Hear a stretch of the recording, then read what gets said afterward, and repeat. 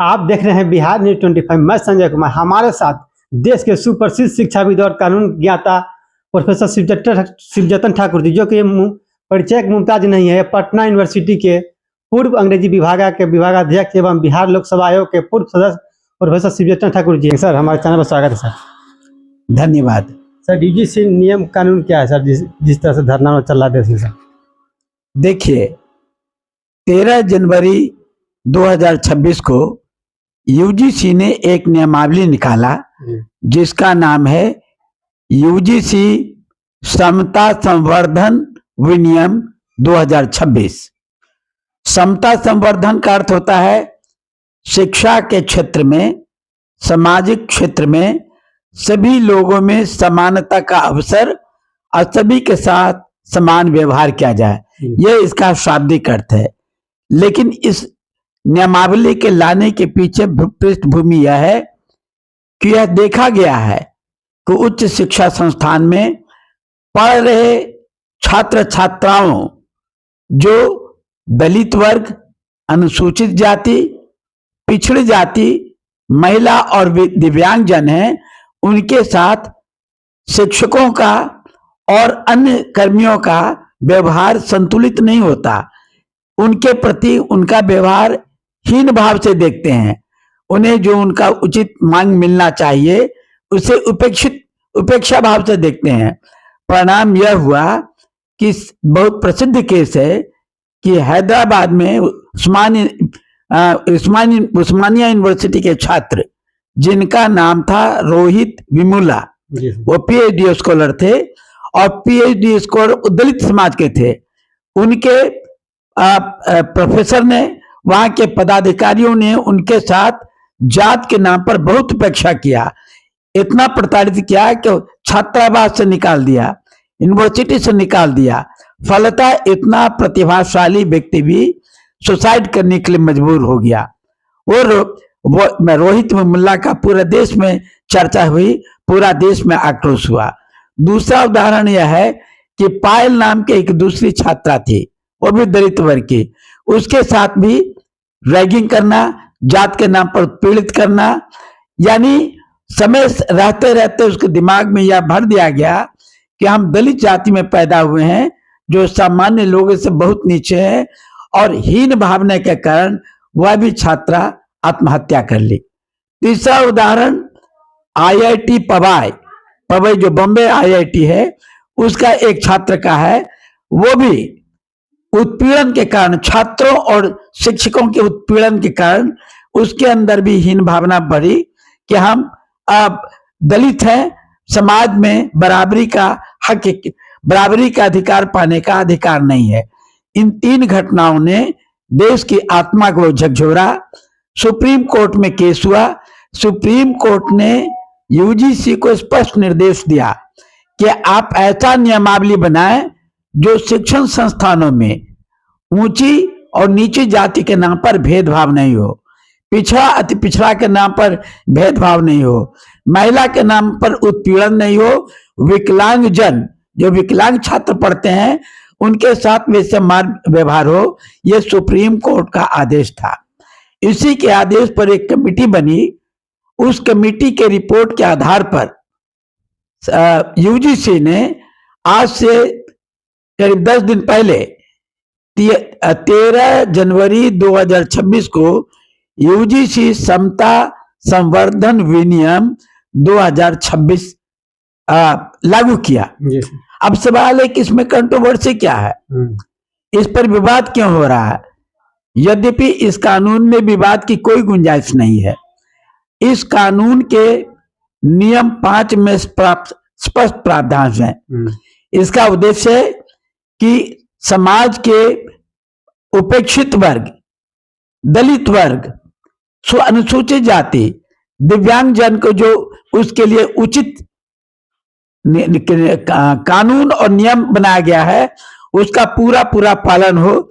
जैसे अनुसूचित जाति को शिक्षा शुल्क में कमी होती है, नामांकन में कुछ सुविधा दी जाती है, उसी तरह महिलाओं को भी शिक्षा में मदद की जाती है, और दिव्यांगजन को भी, जैसे नेत्रहीन है जो, या पैर से चलने में लाचार हैं या अन्य जितने भी हैं, उनको कुछ छूट मिलती है, लेकिन वस्तुतः ये छूट मिल नहीं पाती क्योंकि लागू ठीक से नहीं हो पाता है। तो यूजीसी की नियमावली में स्पष्ट किया गया है कि इन लोगों के लिए, यानी अनुसूचित जाति, अनुसूचित जनजाति, अन्य पिछड़ा वर्ग, महिला और दिव्यांगजन तथा आर्थिक दृष्टि से कमजोर वर्ग, यानी जो सवर्ण गरीब लोग हैं, उनके साथ गरीबी के आधार पर भेदभाव हो रहा है, उसको नहीं किया जाए, उसके कानून लागू करने के लिए इक्विटी कमेटी, समता मूलक समिति बनाई जाएगी,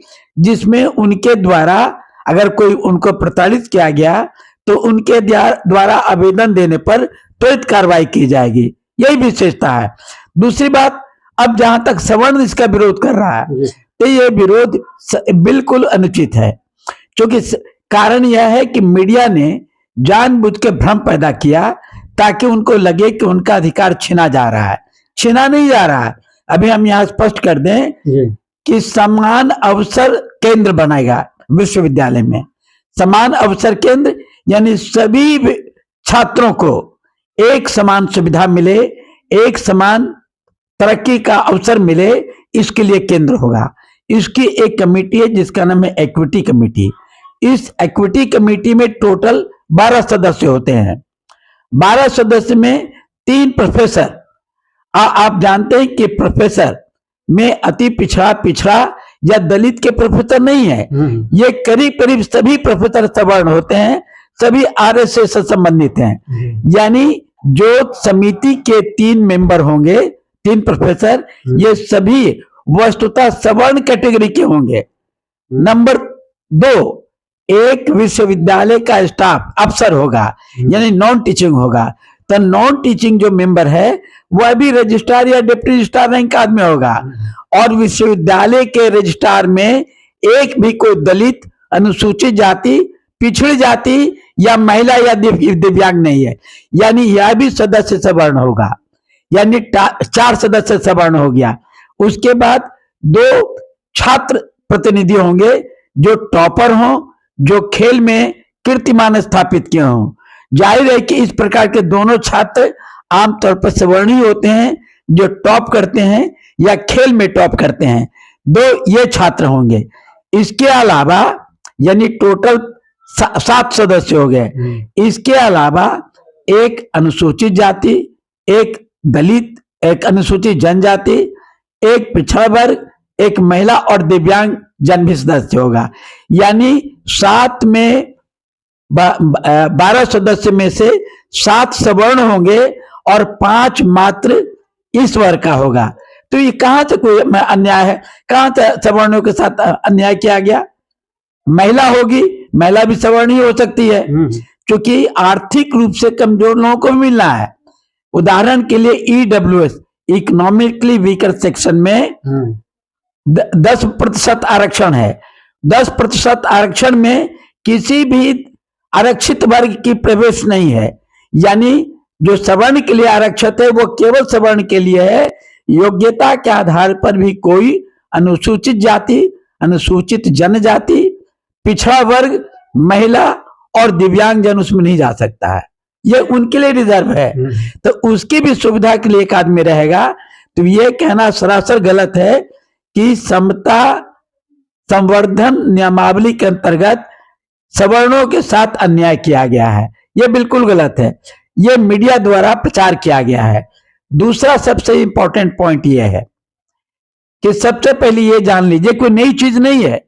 संविधान के अनुच्छेद 15 में यह स्पष्ट निर्देश है कि किसी व्यक्ति को जाति, लिंग, जन्म स्थान और जाति के नाम पर भेदभाव नहीं किया जाएगा, धर्म के नाम पर भेदभाव नहीं किया जाएगा।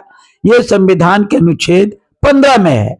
इसको लागू करने के लिए 1955 में ही एक कानून बना जिसका नाम है protection of civil right act 1955। यानी अनुसूचित जाति और जनजाति के खिलाफ कोई भेदभाव करेगा तो उसके खिलाफ कार्रवाई होगी, मुकदमा दर्ज होगा, जेल जाएगा। इस कानून के रहते रहते भी जो अभी हमने उदाहरण बताया, जी सर। को उस्मानिया यूनिवर्सिटी, आईआईटी बॉम्बे और दूसरे यूनिवर्सिटी में 3 छात्रों ने खुदकुशी कर ली उत्पीड़न के कारण, परंतु इसमें से न तो कोई प्रोफेसर गिरफ्तार हुआ न कोई और व्यक्ति गिरफ्तार हुआ। कानून तो protection of civil right act 1955 फिर भी प्रचलन में है। ये कहने की बात है, इससे कोई ज्यादा ये यूजीसी नियमावली बनने से बहुत लाभ पहुंचेगा उपेक्षित वर्ग को, इसकी हमें बिल्कुल उम्मीद नहीं है। हाँ, विरोध के पीछे मुझे जो समझ में आ रही एक मंशा है कि हाल ही में मोदी सरकार की साख अंतर्राष्ट्रीय स्तर पर घटी है। रुपया का मूल्य 91 रुपया 74 पैसा हो गया। रुपया का मूल्य घटते जा रहा है। करेंट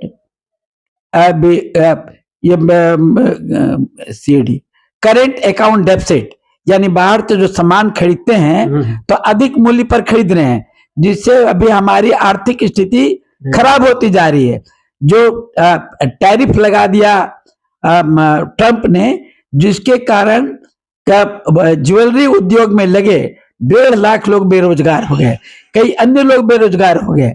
तो उससे ध्यान भटकाने के लिए मोदी सरकार ने शायद यह विनियम लाया, और ताकि मीडिया द्वारा उसका हवा दिया गया कि सवर्णों के विरुद्ध जा रहा है, ताकि सवर्णों के विरुद्ध आरक्षित वर्ग के लोग, वंचित वर्ग के लोग एकजुट हों, एक उनके दिमाग में यह भावना भरा जाए कि मोदी ने उनके लिए बहुत बड़ा काम किया, अब मेरे कारण मोदी को बदनामी हो रही है, ताकि 85% बहुजन समाज मोदी जी के झांसा में आकर उनको सपोर्ट करना शुरू कर दे। यह दलित और उपेक्षित वर्ग को ठगने का एक प्रक्रिया है, उनको झांसा देने का प्रक्रिया है। अन्यथा जब से protection of civil right act 1955 के रहते हुए भी 3 दलितों को आत्महत्या करना पड़ा, तो ये नया कानून में तो कोई ऐसा कोई सुझाव ही नहीं है। इसमें एक प्रावधान जो प्रक्रिया है कि कोई व्यक्ति अगर उसके खिलाफ कोई यौन उत्पीड़न हो रहा है या रैगिंग के नाम पर, जात पात के नाम पर रैगिंग किया जा रहा है, यह आम चीज है कि जब लड़का एडमिशन लेता है तो जो सवर्ण लड़के हैं उपेक्षित वर्ग के लड़कों को जात के नाम पर चढ़ाते हैं, डिमोरलाइज करते हैं। अरे साला डोम है, ये चमार है, हजाम है, अरे बढ़ाई है, ये क्या कर, ये बार बार बोल के उसके अंदर हीन भावना भरते हैं। तो उसके खिलाफ वो कंप्लेन कर सकता है कि हमारे साथ ये हुआ, तो उनका कंप्लेन पर विचार इक्विटी समिति करेगी, जिसमें सवर्णों का 7 सदस्य होंगे और इनका केवल 5 होगा। वो चाह कर भी निर्णय नहीं हो सकता। अगर किसी कारण से निर्णय हो भी गया उसके पक्ष में, तो आम लोगों का अधिकार है कि इक्विटी समिति के रिपोर्ट के विरुद्ध वो अपील कर सकते हैं, जिसका नाम दिया गया ऑम्बुड्स पर्सन, यानी न्यायाधिकरण। एक न्यायाधिकरण है जो उनको वहां पर अपील करने का मौका देगा, और अब वो अपील खारिज भी हो सकता है। इसलिए ये कहना बिल्कुल गलत है कि इससे वंचितों को बहुत लाभ होगा और सवर्णों को बहुत हानि होगी। ये सरासर गलत है, बिल्कुल गलत है। वो बात कर रहे हैं जिसके बारे में न पढ़े हैं न जानते हैं। उनका आपत्ति ये है, सवर्णों की आपत्ति ये है कि जब कोई एप्लीकेशन शिकायत दी जाएगी तो शिकायत के 24 घंटे के भीतर कमेटी की बैठक बुलाकर उस पर विचार करना होगा। जांच पड़ताल करने के 7 दिन के बाद उसको रिपोर्ट देना होगा। रिपोर्ट के आधार पर जो उच्च शिक्षा पदाधिकारी हैं उस पर कार्रवाई करेंगे। लेकिन कार्रवाई क्या करेंगे? देश में सब मिला के लगभग 496 विश्वविद्यालय है। 496 विश्वविद्यालय में सारे के सारे सवर्ण हैं, यानी कमेटी का हेड कोई सवर्ण ही कुलपति होगा। तो कोई भी सवर्ण कुलपति सवर्ण लड़के के खिलाफ बहुत ठोस एक्शन लेगा, यह उम्मीद करना बकवास है। एक छोटा सा उदाहरण बता रहे हैं। संविधान के अनुच्छेद 50 में प्रावधान है कि विधायक, कार्यपालिका, विधायिका और न्यायपालिका का कार्य क्षेत्र अलग अलग होगा। कोई भी एक क्षेत्र दूसरे में हस्तक्षेप नहीं करेगा। यानी न्यायपालिका निर्णय देने के लिए स्वतंत्र है, जिसमें कार्यपालिका का कोई हस्तक्षेप नहीं होगा। लेकिन व्यवहार में आप देख लीजिए, आपको बताते हैं कि बिल्कुल हस्तक्षेप हो रहा है। 3 उदाहरण से स्पष्ट करना चाहते हैं दर्शकों को। नंबर 1, दिल्ली हाई कोर्ट के न्यायाधीश श्रीधरन ने अनुराग ठाकुर, नवल मिश्रा तथा अन्य बीजेपी के कार्यकर्ताओं के खिलाफ एफआईआर दर्ज करने का आदेश दिया था। साथ ही यह भी आदेश था कि अगले सुनवाई में एफआईआर की कॉपी रिकॉर्ड में लाया जाए। जस्टिस श्रीधरन का आदेश देने के 24 घंटे के भीतर दिल्ली हाई कोर्ट से उनका स्थानांतरण चंडीगढ़, पंजाब, हरियाणा हाई कोर्ट में कर दिया गया, मात्र 24 घंटे के भीतर। ये कैसे हुआ? जाहिर है कि एग्जीक्यूटिव हस्तक्षेप के कारण, कार्यपालिका के हस्तक्षेप के कारण उनका ट्रांसफर, जस्टिस श्रीधरन का ट्रांसफर चंडीगढ़ हो गया। एक अभी हाल के 15 दिन पहले का उदाहरण है कि राजस्थान सरकार ने अदानी ग्रुप पर मुकदमा किया कि इन्होंने जो समझौता था, जो लेटर ऑफ ऑर्डर था, उसके विरुद्ध का काम करके और सरकार को चूना लगाया। सुनवाई के बाद जस्टिस दिनेश चंद्र गुप्ता, जो सीजेएम थे जयपुर का, उन्होंने फैसला दिया, अदानी ग्रुप को दोषी पाया और 4,000 करोड़ रुपया का जुर्माना लगा दिया। जुर्माना लगाने के तुरंत बाद दिनेश चंद्र गुप्ता को जयपुर से 200 किलोमीटर दूर ट्रांसफर कर दिया गया। अब उनको कोई जुर्माना नहीं देना पड़ा। तीसरा उदाहरण बता रहे हैं, भोपाल हाई कोर्ट में जस्टिस अतुल श्रीधरन थे। आपको याद होगा, सिंदूर ऑपरेशन में कर्नल सोफिया कुरैशी प्रतिदिन भारत की प्रगति, भारत के सैनिकों की वीरता के बारे में, उनकी उपलब्धियों के बारे में प्रतिदिन जानकारी दिया करती थी। कर्नल सोफिया कुरैशी के खिलाफ मध्य प्रदेश सरकार का एक मंत्री विजय शाह ने अभद्र टिप्पणी की, सोफिया कुरैशी को आतंकवादी के बहन बतला दिया। इस पर भोपाल हाई कोर्ट ने संज्ञान लेते हुए और यह आदेश दिया कि विजय शाह के खिलाफ एफआईआर दर्ज किया जाए। यह आदेश देने वाले न्यायाधीश का नाम था अतुल श्रीधरन। अतुल श्रीधरन को आदेश देने के बाद भाजपा सरकार ने उनका स्थानांतरण भोपाल से हटाकर इलाहाबाद हाई कोर्ट में कर दिया। तो जब देखा गया कि जब न्यायपालिका स्वतंत्र है, फिर भी उसे स्वतंत्र रूप से काम करने का अवसर मोदी सरकार नहीं देती है।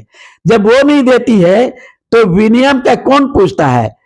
इस यूजीसी विनियम का जो पदेन अध्यक्ष होगा या कोई सवर्ण, कोई ऊंची जाति का कुलपति होगा, प्रोफेसर भी ऊंची जाति का होगा, उसके सदस्य भी ऊंची जाति के होंगे। साथ साथ सवर्णों के रहते रहते अनुसूचित जाति, जनजाति को कोई लाभ मिले, इसकी संभावना कतई नहीं है। हाँ, यह मोदी सरकार ने क्यों किया कि ताकि यह बहुजनों के दिमाग में यह बात घुसाया जा सके कि मोदी जी दलितों का, अति पिछड़ों का, अन्य पिछड़ों का हितैषी हैं, क्योंकि सवर्ण उसका विरोध कर रहे हैं, जिनकी आबादी मात्र 15% है।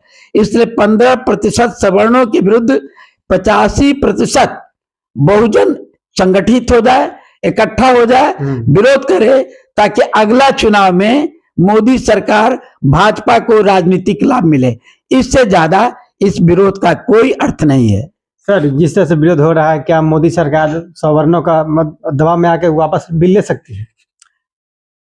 सरकार किसी कीमत पर बिल वापस नहीं ले सकती, क्योंकि सर्वोच्च न्यायालय के निर्देश पर यह बिल बना है। और अभी हमने बता दिया कि बिल से घाटा ही नहीं उनको कुछ है। ये तो केवल एक साइकोलॉजिकल, एक मनोवैज्ञानिक युद्ध करवा रहा है। यानी मीडिया जानबूझ के उसको हवा दे रहा है। वो भी मोदी सरकार के इशारे पर हवा दे रहा है कि यह बिल सवर्ण विरोधी है, यह बिल उच्च जाति के विरुद्ध है। यह उसके विरुद्ध है ही नहीं, कुछ भी नहीं है। ताकि जिस प्रकार से मुसलमानों के खिलाफ सांप्रदायिक जहर फैलाकर हिंदू को एकजुट किया कि कटेंगे तो बटेंगे, बटेंगे तो कटेंगे, ये करके बहुत जनों को झांसा दिया जा रहा है कि मोदी सरकार आपके बहुत बड़ा हितैषी है, उन्होंने आपके लिए हित लिए कानून बनाया है, ताकि जिस प्रकार मंदिर के नाम पर ये बहुजन समाज के लोग एकजुट होकर मुसलमानों के खिलाफ जहर फैलाते हैं, इसी प्रकार बहुजन समाज यानी 85% आबादी जो बहुजन का है वह मोदी जी को अपना हितैषी मानकर उनके पक्ष में प्रचार करे और सवर्णों के खिलाफ कथित रूप से विरोध करे। मैं दोनों से अनुरोध करना चाहता हूं इस मंच के आधार पर। मैं सवर्ण छात्रों से भी अनुरोध करना चाहता हूं कि आप मोदी सरकार के झांसे में नहीं आए। जो यूजीसी रेगुलेशन 2026 का नियम 5 को पढ़ें, जिसमें 10 सदस्य समिति बनेगी, जिसमें 7 सवर्ण होंगे और 5 केवल वंचित वर्ग के लोग होंगे। आपका हित का कोई नुकसान होने नहीं जा रहा है, क्योंकि ये सवर्ण जो होंगे अध्यक्ष, जो भी वाइस चांसलर या डायरेक्टर, आईआईटी के डायरेक्टर या विश्वविद्यालय के वाइस चांसलर, सभी के सभी वाइस चांसलर सवर्ण ही हैं। कोई भी सवर्ण व्यक्ति सवर्णों के विरुद्ध काम करेगा इसकी संभावना बिल्कुल नहीं है। इसलिए मैं सभी से अनुरोध करना चाहता हूं कि आप राजनीतिक तिकड़म के मकड़जाल में नहीं फंसे। आप अपना स्वर्णिम समय इन आंदोलनों में बर्बाद नहीं करें। आप भाईचारा को बनाकर रखें, एक दूसरे को कंधे से कंधा मिलाकर अपना शैक्षणिक लक्ष्य को साधें। सर, यूजीसी कानून के आड़ में क्या जातीय जनगणना कोई ध्यान से भटकाना चाहती भारत सरकार? वो तो अलग ही वो क्या चाहती नहीं चाहती है, लेकिन इस प्रकार का जो मूल मुद्दा को हटाकर इस मुद्दा को केंद्रीय मुद्दा बनाना, खास करके मीडिया दोषी है। जो गोदी मीडिया है, मोदी सरकार के इशारे पर इस गलत बात को गलतफहमी फैला रहा है, गलत ध्यान भटका रहा है। मैं सभी से एक बार फिर अनुरोध करता हूं कि यूजीसी रेगुलेशन के नियम 4 स्पष्ट रूप से पढ़ लें, जिसमें इक्विटी समिति में टोटल 12 सदस्य होंगे, जिसमें 7 सवर्ण और 5 उपेक्षित वर्ग बहुजन।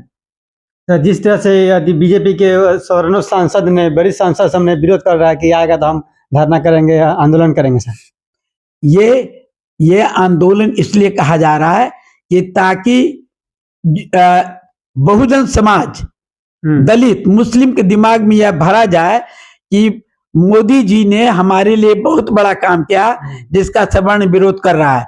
क्योंकि सवर्ण विरोध कर रहा है तो उसके खिलाफ हम एकजुट हों और मोदी जी के साथ दें। बस इतनी ही राजनीतिक चाल है, इससे ज्यादा कुछ नहीं।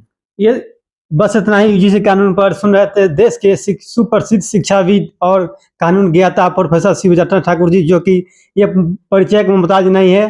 पटना यूनिवर्सिटी के पूर्व अंग्रेजी विभाग के विभागाध्यक्ष एवं बिहार लोकसभा आयोग के पूर्व सदस्य प्रोफेसर शिवरतन ठाकुर जी को सुन रहे थे। इनका कैसा लगा अपना कमेंट कीजिए और वीडियो को लाइक और सब्सक्राइब करना भूले। धन्यवाद।